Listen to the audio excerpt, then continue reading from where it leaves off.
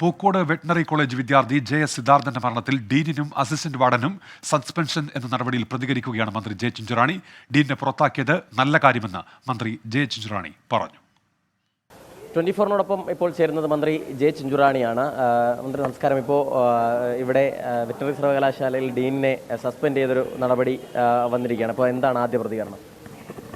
ഏറ്റവും നല്ല കാര്യമാണ്. ഞാനങ്ങനെ പറയാൻ കാരണം നമ്മുടെ പഴയ വൈസ് ചാൻസലർ ഇരുന്ന സമയത്ത് തന്നെ ഇവരെ രണ്ടുപേരെയും സസ്പെൻഡ് ചെയ്യണം, അന്വേഷണ വിധേയമായി എന്നുള്ളത് ഞാൻ പറഞ്ഞതാണ്. അങ്ങനെ പറയാൻ കാരണം നമുക്കറിയാം, ഹോസ്റ്റലിൻ്റെ വാർഡൻ എന്ന നിലയ്ക്ക് ഡീന് അധികാരമുണ്ടായിരുന്നു. അതുപോലെ തന്നെ അസിസ്റ്റൻ്റ് വാർഡനും അവിടെ ഉണ്ടായിരുന്നു.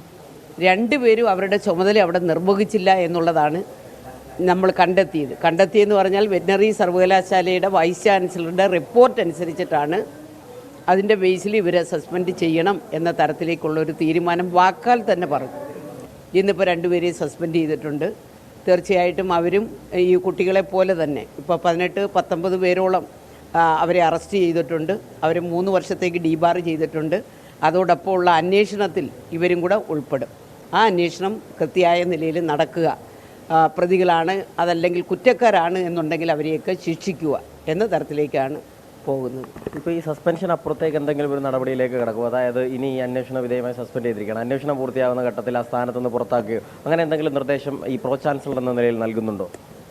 അല്ല, അന്വേഷണം നടക്കട്ടെ. അന്വേഷണം നടത്തി പ്രതികളാണ് എന്ന് അല്ലെങ്കിൽ കുറ്റക്കാരാണ് എന്ന് കാണുമ്പോഴാണല്ലോ പിന്നെ അടുത്ത നടപടിയിലേക്ക് പോകുന്നത്.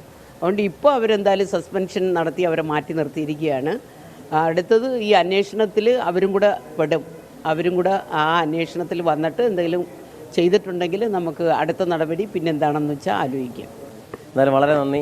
ക്യാമറമാൻ അരുണ സാറിനൊപ്പം സലിം മാലിക്, 24 തിരുവനന്തപുരം.